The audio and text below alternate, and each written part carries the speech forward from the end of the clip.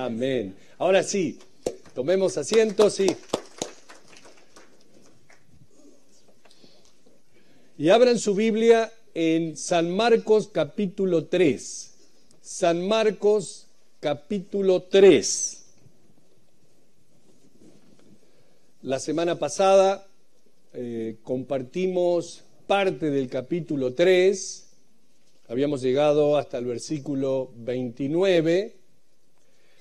Leímos que Jesús y sus discípulos habían llegado a casa. Pensábamos que era la casa de Pedro, que la gente se agolpaba para ver a Jesús, a tal punto de que no tenían ni siquiera tiempo para comer. Al ver eso, los familiares de Jesús vinieron a buscarlo porque pensaban que estaba fuera de sí. Al mismo tiempo, los escribas lo acusaban de hacer milagros con el poder de Belcebú, con el poder de Satanás. Y en San Marcos capítulo 3, versículo 31, leemos: vienen después sus hermanos y su madre, y quedándose afuera, enviaron a llamarle. Bueno, si queremos saber quiénes eran sus hermanos y su madre, eso lo pueden buscar en casa en San Mateo capítulo 13, versículo 55. Allí te da que su madre era María, que era el hijo del carpintero, sus hermanos eran Jacobo, Judas, José. Bueno, te da los nombres ahí de los hermanos y sus hermanas también. Así que había mucha gente adentro de la casa, su familia estaba fuera de la casa sin poder entrar. Por supuesto, ellos habían dicho que Jesús se había vuelto loco y seguro dijeron, vamos a salvarlo. Entonces el versículo 32, y la gente que estaba sentada alrededor de él le dijo: tu madre y tus hermanos están afuera y te buscan. Él les respondió diciendo: ¿quién es mi madre y mis hermanos? ¡Wow! Esto sí que es un shock, ¿no? No reconoce a su madre y a sus hermanos. Pero, dice, y mirando a los que estaban sentados alrededor de él, dijo: he aquí mi madre y mis hermanos. Porque todo aquel que hace la voluntad de Dios, ese es mi hermano y mi hermana y mi madre. Lo que Jesús está diciendo es que hay una unión que viene de la familia de Dios que es más profunda que la unión en la familia humana, sanguínea. Cuando somos seguidores de Jesús, entramos a una hermosa relación los unos con los otros en Cristo Jesús. De tal forma que una persona, y no me juzguen de loco, ¿no? Pero una persona puede tener una relación más cercana con alguien que es un ex asesino, que tal vez hace unos años nos hubiese matado por $2, $2, que la relación que tienes con tu hermano o hermana de sangre no salvo. Por supuesto, si el ex asesino es salvo, ¿no? Jesús les dice: estos son mis hermanos en Cristo. El que haga la voluntad del Padre, el que camine conmigo, es mi familia. Somos la familia de Dios y a través de Él somos uno en el cuerpo de Cristo. Jesús dice: ¿quién es mi madre? ¿Quiénes son mis hermanos? Bueno, al leer esto uno se pregunta: ¿de dónde salió esa idea de pedirle a la madre o al padre a José, el marido de María, que interceda por nosotros? ¿Saben? Yo prefiero ir directamente a él. El apóstol Pablo dice, presten atención a esto: acerquémonos pues confiadamente al trono de la gracia para alcanzar misericordia y hallar gracia para el oportuno socorro. Eso está en Hebreos capítulo 4, versículo 16. El trono de la gracia es el trono de Dios. Jesús ha abierto la puerta y el camino para que podamos ir directamente a Dios a través de Él. No necesitamos ningún otro intermediario. Ustedes no necesitan venir al pastor, no necesitan ir al sacerdote, no necesitan ir a la tía de Jesús ni a nadie más para llegar a Dios. Por medio de Jesús llegamos a Dios. Escuché ayer o antes de ayer de alguien muy famoso que tenemos que pedirle a la Madre para que ella interceda por nosotros más rápido. Vamos a Él directamente, vamos a Dios directamente a través de Jesús. Amén. San Marcos capítulo 4. Bueno, en el capítulo 4 tenemos el principio del evangelismo de Jesús en parábolas. Ahora, hay muchas opiniones sobre el por qué Jesús habló o por qué usó las palabras parábolas, y con frecuencia las opiniones son las equivocadas. La semana pasada, cuando comenzamos a leer que Jesús enseñaba en parábolas, les dije que una parábola es una historia terrenal con un mensaje espiritual. Ok, hoy les agrego que el propósito de una parábola no es esconder la verdad, sino ilustrar la verdad. Y ahora les voy a explicar por qué. Todos nosotros estamos interesados en las cosas de la vida. Y cuando empiezas a contar una historia, de repente las personas empiezan a prestar atención. Y en la historia eres capaz de ilustrar la verdad que estás tratando de transmitir. Cuando haces ilustraciones con cosas de la vida real. Y déjenme decirles, muchos maestros de escuela usan este método cuando se dan cuenta que los alumnos están perdiendo el interés del tema que están tratando.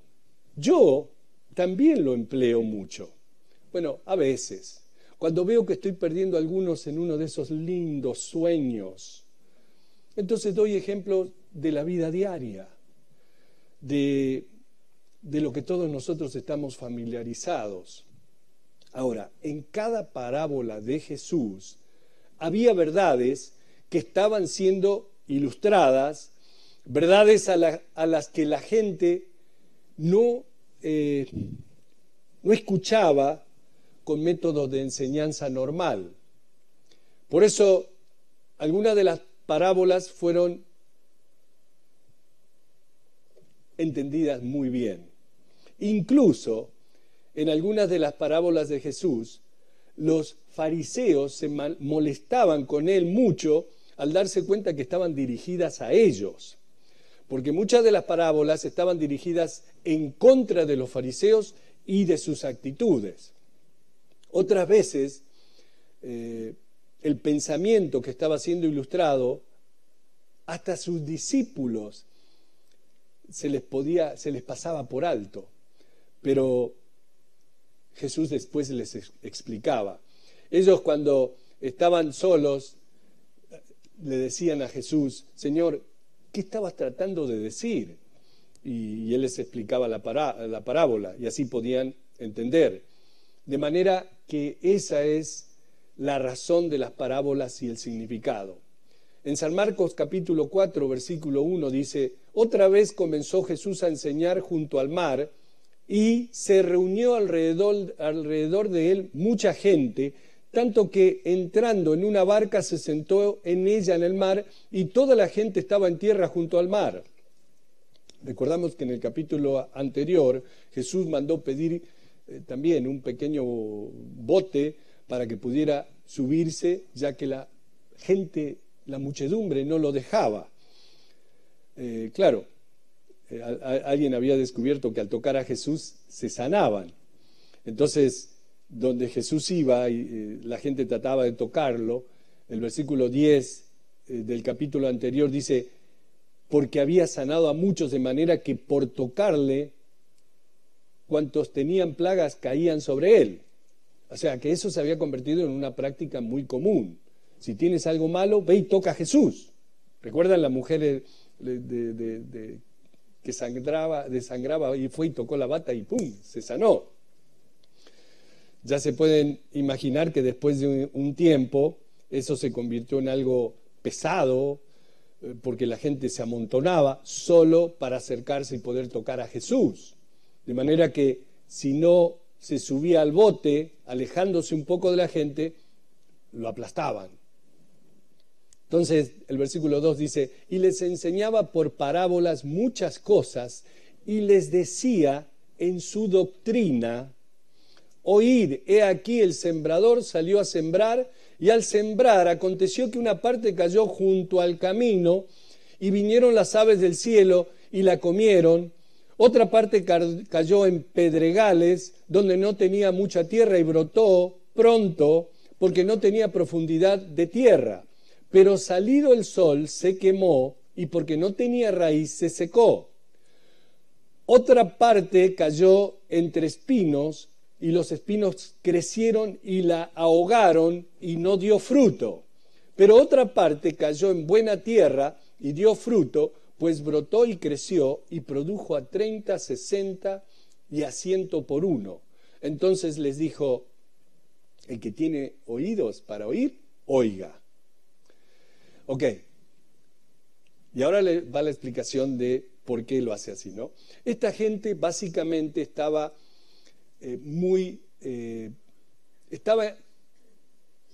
trabajaba en la agricultura, vivían en una cultura agrícola. Todos estaban de cierta forma relacionados con la agricultura. Incluso aquellos que vivían en la ciudad tenían sus terrenos, sus labores en las afueras, en el campo, sembraban en los campos y recogían las cosechas, como mucha gente hace en nuestros países. Viven en el pueblito y así tienen labores que las trabajan. Así que era una sociedad agrícola. Y de esa forma Jesús les hablaba acerca de agricultura. Les hablaba acerca de sembrar semillas y les describe los diferentes tipos de condiciones en las que las semillas caen, porque eso era algo familiar para ellos.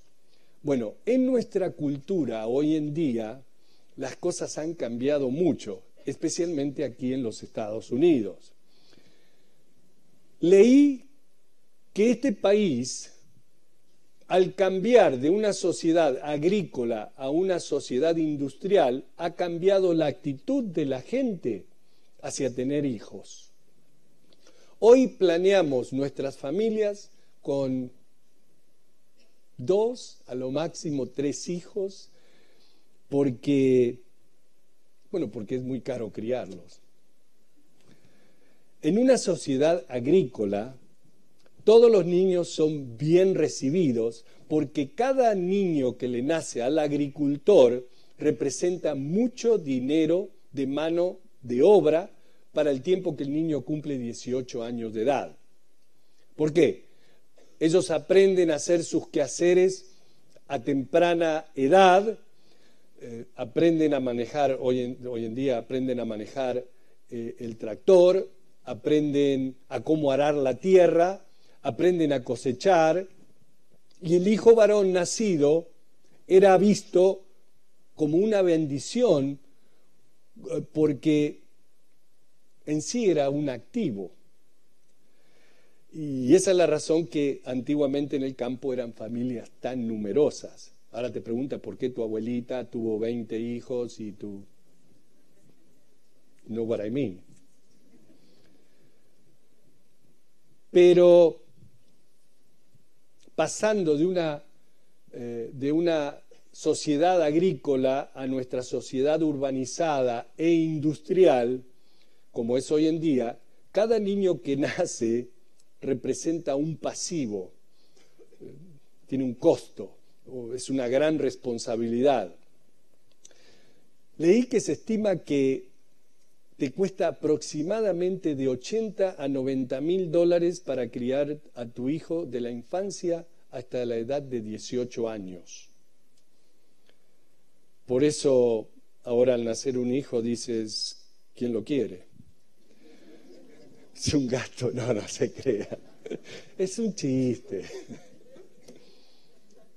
Pero sí, definitivamente afecta la manera en que vemos a los niños con que el Señor nos bendice, porque ahora sí preferimos familias más pequeñas. Y a menos que la gente entienda esto, no podrán entender los problemas que enfrentamos en nuestra sociedad de hoy en día en lo referente a los niños, los derechos infantiles, el abuso infantil y todas estas cosas que están ocurriendo y no podemos entender. Solo podemos entenderlo partiendo del hecho de que al comienzo del siglo pasado, en los Estados Unidos, pasó de ser una sociedad agrícola a una sociedad industrial donde los hijos ya no son activos sino pasivos, no producen dinero sino que cuestan dinero y en realidad cuestan mucho dinero criarlos. Nadie dice amén, todos. No, los hijos nacen con un pan debajo del brazo, sí. Ese era el dicho antiguo. De manera que para ellos lo que Jesús decía tenía mucho sentido. Dios les estaba hablando acerca de cosas a lo cual ellos estaban familiarizados. Y eso es muy importante. De manera que al darles esta parábola, todos habían experimentado esas cosas al sembrar sus semillas. Ahora, algunos de los discípulos no tenían la menor idea de lo que Jesús decía porque eran pescadores y no sabían nada de agricultura. Por eso, versículo 10, cuando Jesús estuvo solo, los que estaban cerca de él con los 12 le preguntaron sobre la parábola y les dijo: a vosotros os es dado saber el misterio del reino de Dios, mas a los que están fuera, por parábolas, todas las cosas. Y aquí hay un versículo de esos difíciles de entender, pero yo se los voy a explicar. Dice el versículo 12, para que viendo vean y no perciban, y oyendo oigan y no entiendan, para que no se conviertan y les sean perdonados los pecados. Ahora, la pregunta, ¿estaba Jesús tratando de ocultar la verdad de ellos para que no se conviertan? No. Jesús les está recordando lo escrito por el profeta Isaías, una profecía en Isaías capítulo 6, versículo 9, donde dice: anda y di a este pueblo, oíd bien y no entendáis, ved por cierto, mas no comprendáis. Isaías, en su profecía, estaba describiendo a un pueblo de corazón endurecido que había dado la espalda a Dios y había rehusado escuchar a Dios. Eso es lo mismo que hacen muchos de los oyentes de Jesús aún hoy en día. Como dije antes, las parábolas son usadas para atraer la atención y para ilustrar la verdad. Pero ellos no estaban escuchando las enseñanzas. Y era importante que escucharan la palabra. Entonces, las parábolas fueron usadas a pesar de que al escuchar no entendieran. Pero aún así era importante que la escuchen. ¿Por qué? La palabra dice, la fe viene por el oír la palabra de Dios. Ahora, no entendían porque no querían entender. Es algo increíble cuando el corazón de una persona se cierra a Dios y al Evangelio. Hay gente, y lo he visto, que viene a la iglesia por obligación, porque los traen. vienen solo porque su familia o sus amigos los presionan a que vengan y están en la iglesia. No voy a dar ningún nombre, ¿ok? Ni voy a señalar a nadie. Están en la iglesia y solo están buscando algo que el pastor diga mal para agarrarse de eso y enojarse. Y en verdad ni siquiera están escuchando. No escuchan el contenido del mensaje, sino que solo están escuchando para encontrar algún error.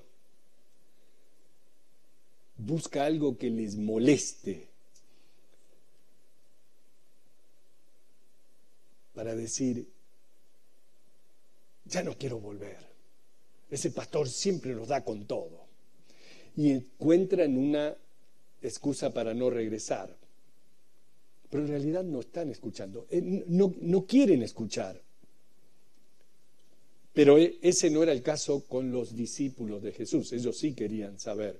Entonces el versículo 13 les dice, y les dijo, ¿no sabéis esta parábola? ¿Cómo pues entenderéis todas las parábolas? Hey, si no entienden esta parábola, ¿cómo van a entender las demás? En otras palabras, en la parábola, cuando hablamos de la semilla siendo plantada, sabes que la semilla es la palabra de Dios. ¿Amén? Sí sabemos eso. Jesús le dice, si no entienden esta parábola, ¿cómo van a entender todas las demás? Pero igualmente se las explica. Miren cómo le explica. Versículo 14. El sembrador es el que siembra la palabra, y estos son los de junto al camino, en quienes se siembra la palabra, pero después que la oyen, enseguida viene Satanás y quita la palabra que se sembró en sus corazones.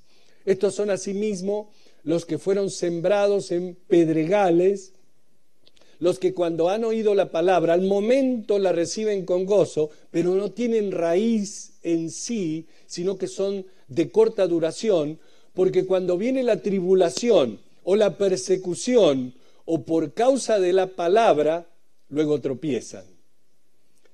¿Y cuántos vemos así hoy en día? Cuando las papas queman, como decía mi mamá, ahí corremos. Dice Jesús, estos son los que fueron sembrados entre espinos, los que oyeron la palabra, pero los afanes de este siglo y el engaño de las riquezas y las codicias de otras cosas entran y ahogan la palabra y se hace infructuosa. Y estos son los que fueron sembrados en buena tierra, los que oyen la palabra y la reciben y dan fruto a 30, 60 y a 100 por uno. ¡Wow! Esto, entonces,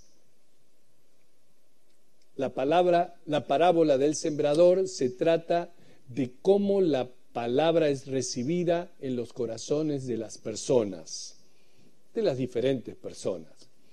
Con algunas personas, la semilla ni siquiera tiene la oportunidad de echar raíz. No son abiertas a la palabra de Dios para nada. Tan pronto como es plantadas, sus mentes están fijadas en contra y Satanás quita lo que fue sembrado. Entonces no tiene efecto. Gente que viene a la iglesia, escucha y se van de aquí porque ya viene con que no quieren.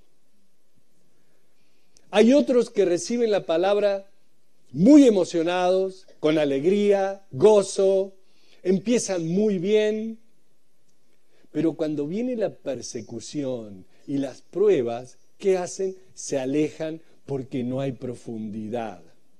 Solo hubo una experiencia emocional, no hubo profundidad, no echó raíces. Y cuando vienen las pruebas, ¡pum!, se alejan del Señor. La tercera categoría es la más interesante, porque creo que esta categoría cubre a un mayor número de personas en la iglesia, más que cualquier otra categoría. Esos son aquellos que reciben la palabra y la palabra empieza a desarrollarse en sus vidas, pero está entre espinos y las preocupaciones de este mundo.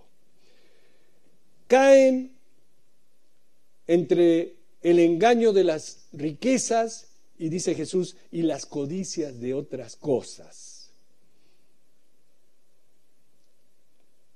¿Qué hacen? Ahogan la efectividad de la palabra de Dios en sus vidas. Por lo tanto, no hay fruto verdadero. Dios desea que demos mucho fruto. Jesús dice, en esto se glorifica el Padre, que den mucho fruto. Y lo triste de esta gente, hermanos, es que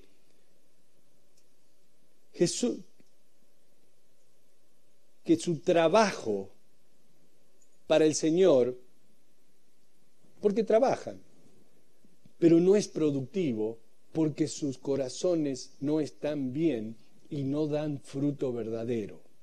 Ahora, no estoy hablando de que sean pecadores, no estoy hablando de que estén en rebeldía, aman al Señor, tienen buenos deseos para Dios, pero también tienen deseos para el mundo y por las cosas del mundo. Por lo tanto, sus vidas nunca alcanzan lo que deberían alcanzar para la gloria de Dios. ¿Por qué? Porque los afanes de este mundo y el engaño de las riquezas y las codicias de otras cosas ahogan ese fruto que Dios quiere que tengan para Él. Ahora, sí sirven, pero hay otros intereses. Es muy difícil mantener las prioridades en este mundo de hoy en día, porque las presiones del mundo son pesadas. Y es muy difícil buscar primero el reino de Dios y su justicia por las presiones que enfrentamos en nuestra sociedad, que simplemente se basan en cosas materiales. Eso es lo que estamos viviendo. Como les dije antes, este grupo es el que más nos llama la atención en la parábola. San Juan capítulo 15, versículo 6, Jesús le dijo a sus discípulos, no me elegiste vosotros a mí, sino que yo os elegí a vosotros y os he puesto para que vayáis y llevéis fruto y vuestro fruto permanezca. Ese es el deseo de todo verdadero cristiano, traer fruto al Señor. Ahora, el versículo 20 habla de las semillas sembradas en tierra fértil. Escuchan la palabra, la reciben y traen mucho fruto en diferentes escalas. Algunos 30, otros 60 y otros 100%. Un rinde maravilloso. Versículo 21. También les dijo, ¿acaso se trae la luz para ponerla debajo del almud o debajo de la cama? El almud es un cajón, ¿no? No es para ponerla en el candelero, porque no hay nada oculto que no haya de ser manifestado, ni escondido que no haya de salir a la luz. Si alguno tiene oídos para oír, oiga. Y saben, varias veces en las Escrituras Jesús dice, si alguno tiene oídos para oír, oiga. Y a menos que nuestros oídos sean abiertos por el Espíritu de Dios, no tenemos oídos para oír. Solamente es cuando el Espíritu nos da la capacidad. ¿Cómo sabemos eso? Bueno, porque el apóstol Pablo nos dice que el hombre en su estado natural no entiende las cosas del Espíritu, tampoco puede conocerla, porque ellas son discernidas espiritualmente.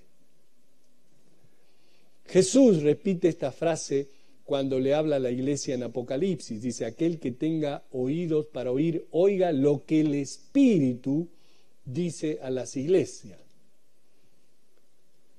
Hermanos, nosotros somos la luz del mundo. El propósito de una luz es iluminar en la oscuridad. No es para ser escondida, sino para ser puesta en un candelero. De manera que esa luz que Dios te ha dado no es para que la retengas para ti mismo. Es luz para que traigas es para que traiga luz a otros. No hay excusas para no compartir esa luz que Dios te ha dado. No porque, es más, en Hechos capítulo 1, versículo 8, dice que el Señor nos da el poder para compartir el Evangelio en todas partes. Entonces, comparte, muestra, habla.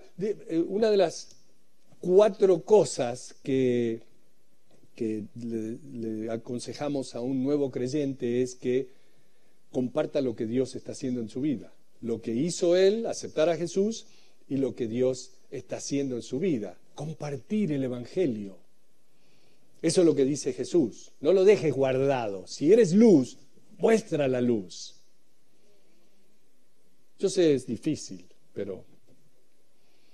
Versículo 24. Les dijo también, mirad lo que oís, porque con la medida con que medís, os será medido, y aún se os añadirá a vosotros lo que oís. Ok, no dice mirad lo que veis, porque en ese tiempo no había tele, pero mirad lo que oís. Hay algo muy común hoy en día, especialmente hace unos años atrás, ¿recuerdan cuando aparecía en la tele Walter Mercado? La gente decía, no hay nada malo con escuchar lo que Walter Mercado dice. Él habla de Dios. Encendían la tele y en cierto canal, no voy a decir qué canal, aparecía un hombre muy interesante, todo pinturrajeado, con modales también muy interesantes, que compartía el horóscopo. Usaba la palabra Dios un par de veces y luego saludaba con mucho, mucho amor. ¿Cómo recuerdan todo eso, No sé qué pasó, porque estuvo en la televisión como 50 años. De repente se habrá muerto, no sé. Bueno, uno decía, bueno, no tiene nada malo con escucharlo. Bueno, Jesús dice que prestemos atención a lo que escuchamos. Muchas veces decimos, solo quiero escuchar lo que dicen. Yeah, right. Ten cuidado. No todo lo que escuchamos es bueno para nosotros. Le voy a contar una historia que leí en uno de los comentarios, quizás ya la hayan leído también, que es muy interesante. Este hombre vivía en el área de Victorville, California. ¿Saben dónde es Victorville? Y tenía varios negocios y era una persona muy exitosa. Tenía una agencia de venta de tractores y partes de tractores, también tenía una compañía de excavadoras, de excavaciones, y también tenía otros negocios. Dice que una noche tuvo un sueño en el cual estaba sosteniendo a una niña enferma en sus brazos y en el sueño oró por ella y la niña fue sanada. Luego se despertó, el sueño parecía real, se acostó nuevamente, se repitió el sueño 3 veces, no 2, 3 veces. Bueno, en la mañana siguiente llamó al sacerdote para compartirle su sueño acerca de cómo había orado por esta niña y que fue sanada. Y el sacerdote le dijo, ¿sabes qué? Yo no sé nada de eso, deberías llamar al pastor de la iglesia cristiana, probablemente él te puede explicar acerca de tu sueño. Entonces, este señor llamó al pastor, le contó acerca de lo que había pasado. El pastor le enseñó, le dijo que en la Biblia había muchas sanidades y milagros, cosas de esa naturaleza, y le explicó, ¿no? Bueno, no pasó mucho tiempo cuando este hombre estaba entregando una pieza, una parte del tractor a uno de sus clientes, y en la noche, yendo a la casa del cliente, llegó a la casa, pero el señor de la casa no estaba. Entonces le explicó a la esposa todos los procedimientos de cómo esta pieza debía ser colocada en el tractor, y cuando se estaba alistando para irse, una niñita empezó a llorar en otro cuarto de la casa y la mamá fue a verla, y la tenía en brazos. El Señor se asombró mucho al ver a la madre con la niña, porque era precisamente la niña que había visto en su sueño. La madre le explicó que la niña había tragado un poco de gasolina y se había quemado el estómago y que lo que tenía era dolores de hambre. Cada vez que le daba hambre, quería comer, le da un dolor impresionante, pero al digerir los alimentos todavía le dolía más.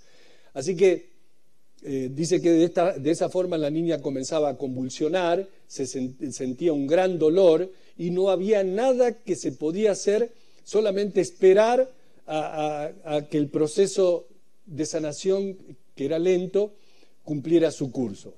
Evidentemente la niña estaba teniendo los dolores de hambre nuevamente y la madre dijo que tenía que alimentarla.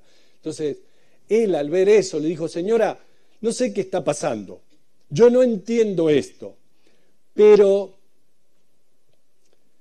hace un tiempo tuve un sueño y no podía entender el sueño. En mi sueño estaba sosteniendo una niña y al ver a su hija reconocí que es la niña con la que soñé. Dice, en mi sueño yo estaba cargando a esta niña y oré por ella y fue sanada. ¿Le parecería bien si sostengo a su hija y oro por ella? Entonces dijo, no, por supuesto que sí, sí. Y el Señor, ¿qué hizo? La tomó y oró por ella. Y después de eso la niña le dijo, mamá, tengo hambre. Y ella respondió al Señor, ¿podría esperar mientras le doy de comer? Porque en unos minutos el dolor va a aumentar por el hambre. Ok, el Señor esperó y la niña comió y no tuvo más dolor. La niña había sido completamente sanada. Este hombre no sabía qué decir en este punto, era algo completamente nuevo para él, pero sin más empezó a leer la palabra de Dios y a estudiar la palabra de Dios, a estudiar el libro de los Hechos, y decidió que tal vez el Señor lo estaba llamando al ministerio. Entonces vendió sus negocios, fue a la Universidad Teológica de Claremont, la cual es una institución muy liberal, y dice que al sentarse en las clases escuchaba a los profesores siempre tratando de quitar crédito a los milagros y a la obra de Dios. Eso es lo que hacen en estas universidades teológicas liberales. O sea, enseñan teología, pero como que Dios no existe. Ahora, es más, trataban de quitarle que no había milagros y que era todo mentira del nacimiento de Jesús de una virgen, de la resurrección y todas esas cosas. Ahora, lo único que este hombre quería era sacar su título para poder empezar a ministrar en el sacerdocio de la iglesia episcopal. Él pensaba, no creo todas estas tonterías que están diciendo, pensaba que tenía bien puestas sus defensas y que al escuchar esas cosas él estaba en verdad rechazándolas. Sabía que no eran ciertas y que solo estaba allí por su título para empezar a servir al Señor. Sin embargo, día a día, toda esa porquería que escuchaba entraba en su cabeza. Con el tiempo se dio cuenta que al estar hablando con sus amigos cristianos y cuando alguien compartía un versículo, enseguida él decía, pero no puedes creer eso porque en el original no está, o está fuera de contexto, o no tiene ese significado. Ahora, se dio cuenta que todos esos desperdicios que entraron a su cabeza estaban echando raíces y estaban afectando su actitud y opinión sobre la palabra de Dios, sobre la Biblia. Para no hacerla tan larga, este hombre terminó una noche en un naranjal cerca de la ciudad de Oakland, sentado en su auto con una pistola calibre 45 apuntando a su cráneo, listo para jalar el gatillo. estaba tan confundido por la enseñanza que estaba recibiendo en esa universidad de teología que estaba listo para quitarse la vida. Todo eso lo llevó a una confusión total. Y ahí el Señor comenzó a hablarle nuevamente. Después de eso, el hombre dejó de asistir a esa universidad y abrió una iglesia en la ciudad de Big Bear y empezó a ministrar la verdad. Hermanos, tenemos que tener mucho cuidado con lo que escuchamos, porque lo que el hombre siembra, Jesús dice que también lo cosechará. No podemos sembrar en la carne y cosechar en el espíritu. Ten cuidado con lo que entra en tus oídos, porque va a dejar su marca y va a dejar cierto efecto en tu vida. Tengan cuidado con lo que escuchan. No les digo que esta iglesia es la última Coca-Cola en el desierto, pero nosotros estamos yendo a través de la Biblia. Quizás te guste mi estilo, no te guste mi estilo, pero estamos leyendo la palabra de Dios y eso es lo que nos concentramos. No, yo no me preparo para darles mi parecer o un tema que hoy, porque me enteré de algo que alguien está haciendo, hoy se trata de ese tema. Estamos yendo a través de la palabra de Dios. Hay muchos hoy que uno ve por televisión o escucha en el radio que llenan las iglesias, pero llenan la iglesia con basura, o sea, a los oídos de la gente. Saben lo que la gente quiere escuchar, lo que está de moda. Te dan sus propios pensamientos, liberales. Y la gente, qué mejor que te digan, vamos a la iglesia, total, en esta iglesia te permiten vivir como vivimos. Pero eso no es lo que dice la palabra de Dios. Habla de que tenemos que tener una entrega total a Dios, no una entrega total al trabajo, a los estudios, a ganar más dinero. No. Tenemos que tener cuidado cuando elegimos ir a una iglesia, porque está de moda. Hermanos, ustedes han escuchado verdaderamente, porque veo que algunos postean en Facebook y qué sé yo, que ya había cortado a todo lo de Facebook otra vez. Dante Gebel, el de Guatemala, ¿cómo se llama? Cash Luna. Come on, iglesia, ¿qué nos pasa? Si están aprendiendo la palabra de Dios, ¿qué tienen que andar escuchando todas esas cosas? ¿No les es suficiente la palabra de Dios? Sí, tenemos que tener cuidado. Otra cosa, lo que vemos en televisión, estos programas que parecen ser tan interesantes, de las cosas que le pasan a los famosos. ¿Cuántos de aquí ven El Gordo y la Flaca? No levanten la mano porque se queman.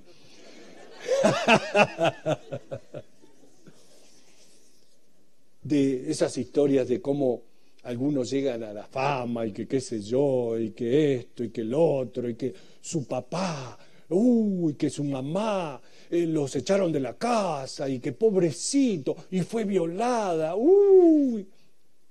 y escuchamos todas esas cosas. El otro, Jorge Ramos.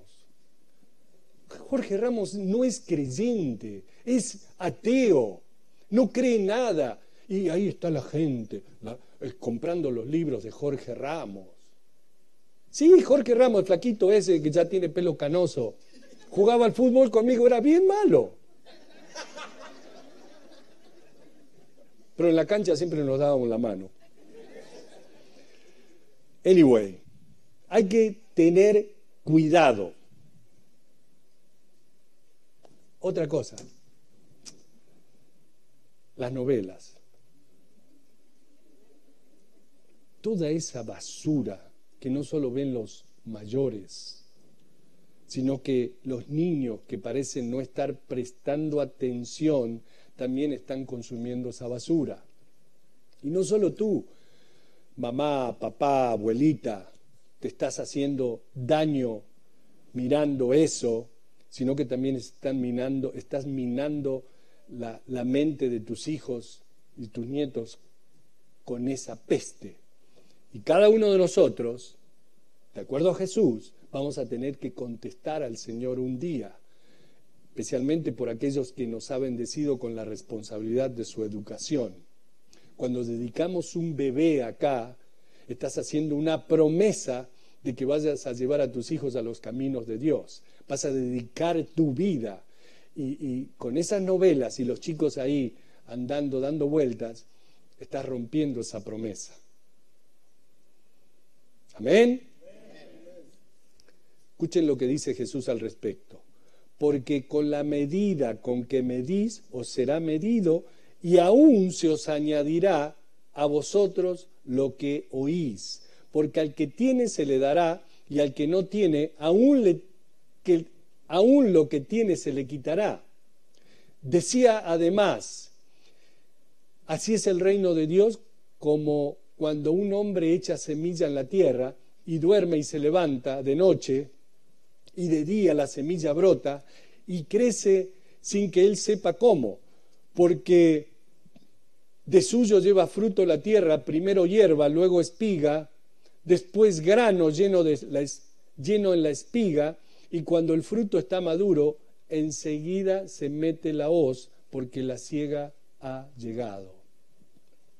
Ahora, lo que el Señor está diciendo es que existe este hermoso crecimiento inconsciente que tiene lugar cuando la palabra de Dios es plantada en el corazón de la gente.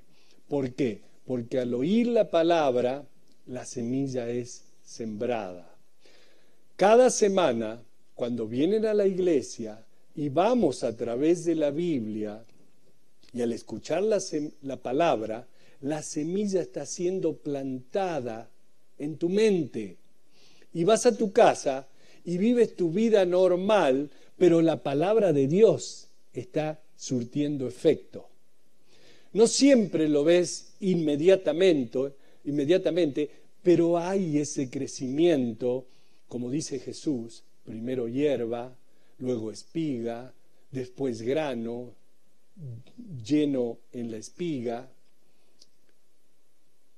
La palabra de Dios va a tener su efecto en tu vida y gradualmente vas a ver a tu vida transformada y cambiada, solo por el poder de la palabra que está entrando en tu corazón día a día, semana a semana. Hermanos, el poder glorioso de la palabra de Dios cambiando el corazón. El efecto es hermoso. Si siembras en el Espíritu, cosecharás del Espíritu. Algunas veces no queremos esperar y nos volvemos impacientes y queremos ver el fruto ya, inmediatamente. Queremos crecimiento instantáneo, especialmente de tu esposa, ¿no? O tu esposa de tu esposo. Tú estás bien. Queremos crecimiento instantáneo, pero nuestro crecimiento espiritual es muchas veces lento e imperceptible. O sea, no se detecta inmediatamente.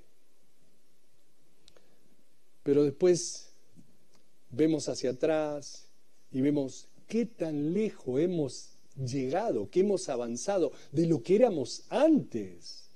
Puedo ver la obra de Dios, puedo ver qué tan lejos me ha traído Dios.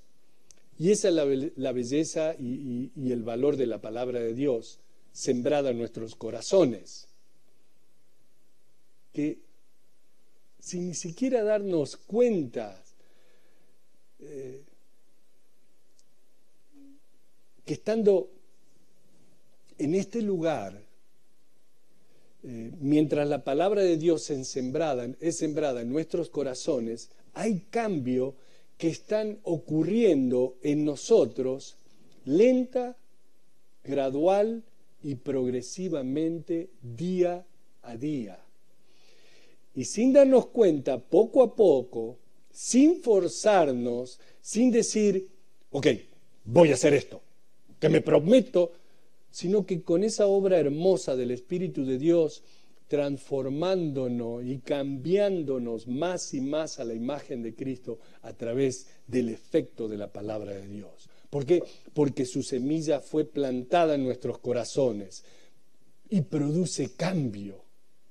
Hermanos, la palabra de Dios tiene poder. Tiene poder. No te desesperes. Decía también, ¿a qué haremos semejante el reino de Dios? ¿O con qué parábola lo compararemos? Es como el grano de mostaza que cuando se siembra en tierra es la más pequeña de todas las semillas que hay en la tierra. Pero después de sembrado crece y se hace la mayor de todas las hortalizas y echa grandes ramas de tal manera que las aves del cielo pueden morar bajo su sombra. El grano de mostaza es muy pequeño, pero con el tiempo crece hasta ser un arbusto de los más grandes de esa zona, ¿no? De modo que el reino ha de crecer desde sus comienzos insignificante hasta el triunfo final. Yo creo que esto que estamos leyendo es un incentivo muy grande que Jesús nos da a estos ministerios como ministerios pequeños y aquellos que también aquellos ministerios en que viven que en lugares donde el cristianismo es una minoría despreciada, perseguida, y digo que es un aliento para que trabajemos con confianza, esperando que Dios cumpla su promesa. El ministerio terrenal de Jesús era igual, parecía insignificante, sin embargo, de él salió esa poderosa iglesia cristiana mundial que sigue creciendo. ¿De cuántos eran? Él era uno y dejó a 12 encargados. Y miren todo lo que pasó. ¿Lo terminamos?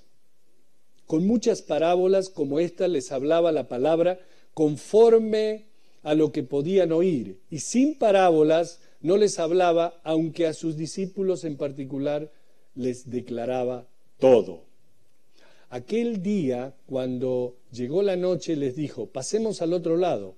Y despidiendo a la multitud, le tomaron como estaba en la barca, y había también con él otras barcas, pero se levantó una gran tempestad de viento y echaba las olas en la barca, de tal manera que ya se anegaba, se hundía.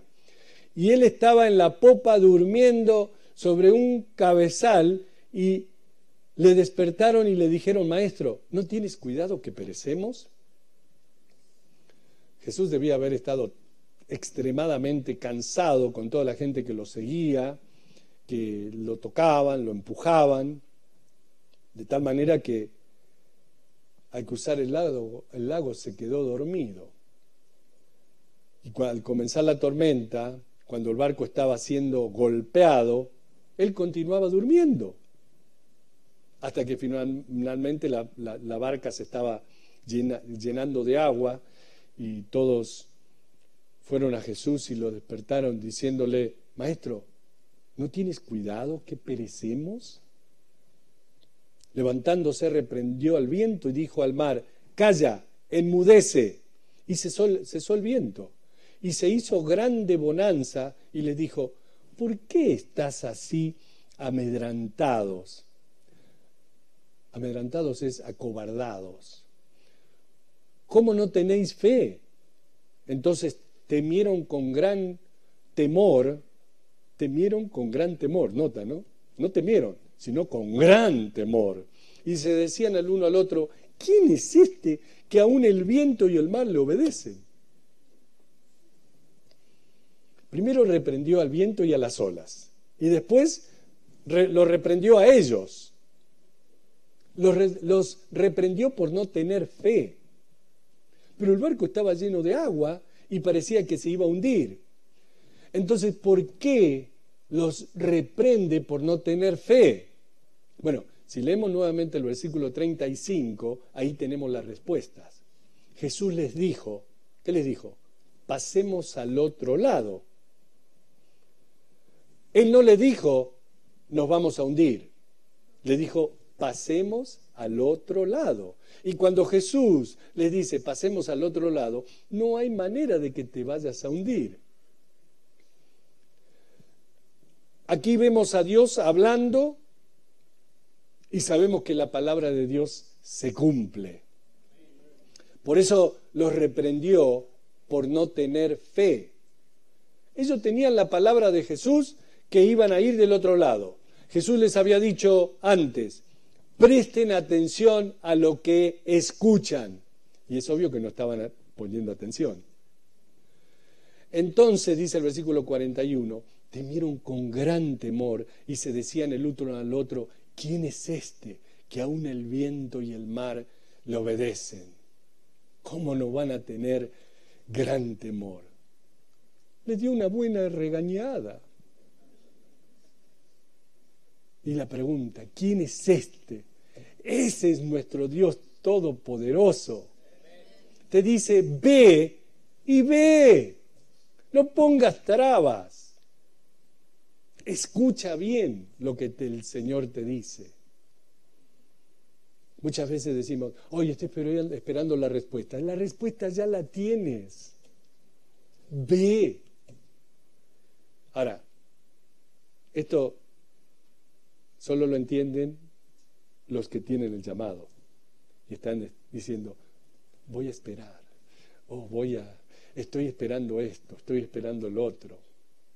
Entonces va a caer el del cielo una iglesia ahí donde más te gusta, donde más cómodo te sientes. Tú eres el pastor de esta iglesia, llena, 1000 personas. Sí, vení mañana, diría un amigo mío. Padre, gracias.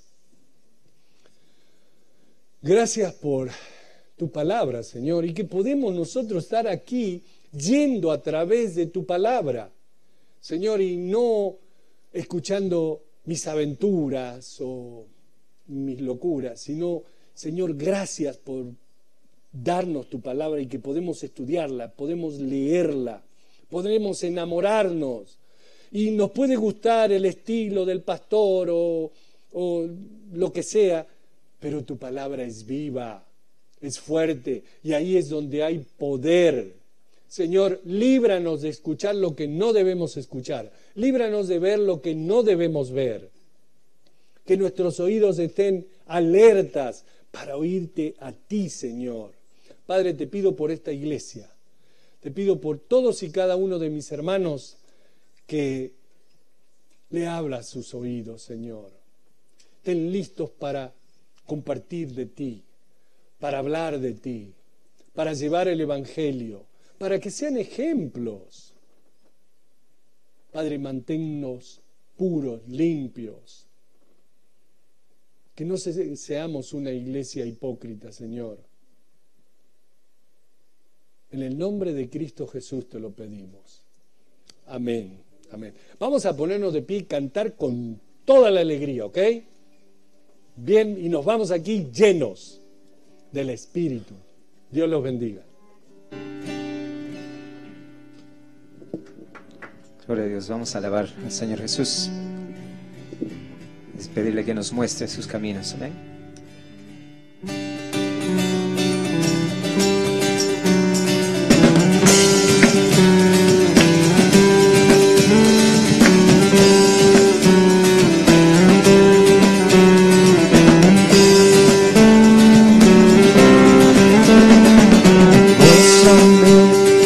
Camino, Señor, santifícame, dispuesto está mi corazón. Quiero ser una ofrenda para ti, con mi forma de vivir, que tu reino venga a mí. Una vez más, muéstrame tu camino hoy, Señor. Santifícame, dispuesto está mi corazón. Quiero ser una ofrenda para ti, con mi forma de vivir, que tu reino venga a mí. Posado en mi aposento, me encontraré contigo. En la intimidad me enseñarás a tocar tu corazón. Vivir en tu presencia se ha vuelto una aventura. Alabamos, Jesús.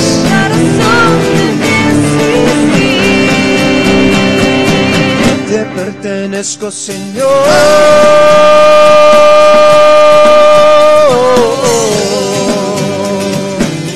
Pídele que te muestre sus caminos. Muéstranos, Padre.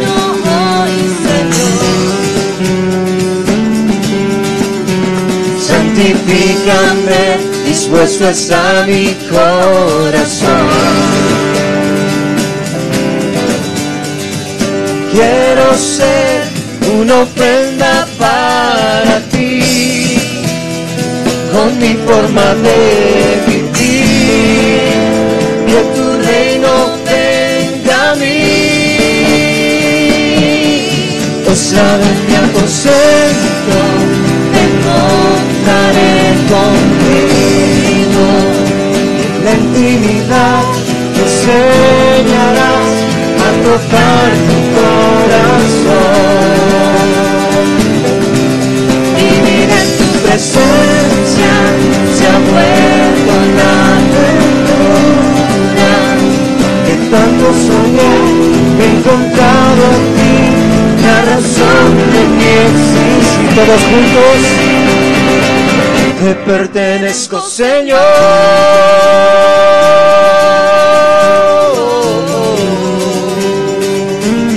Vamos a decirle que te pertenecemos.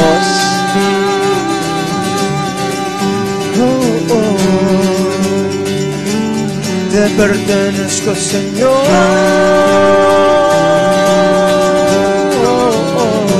Postrado en mi aposento, postrado en mi aposento, me encontraré contigo. En la intimidad me enseñarás a tocar tu corazón. Mi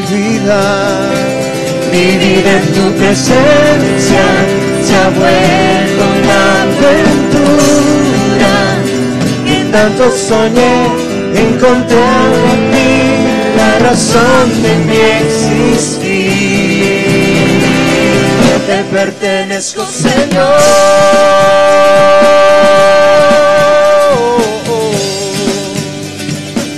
Te pertenezco, Señor.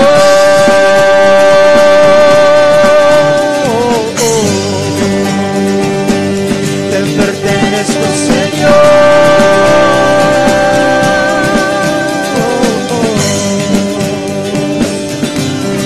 Te pertenecemos, Señor.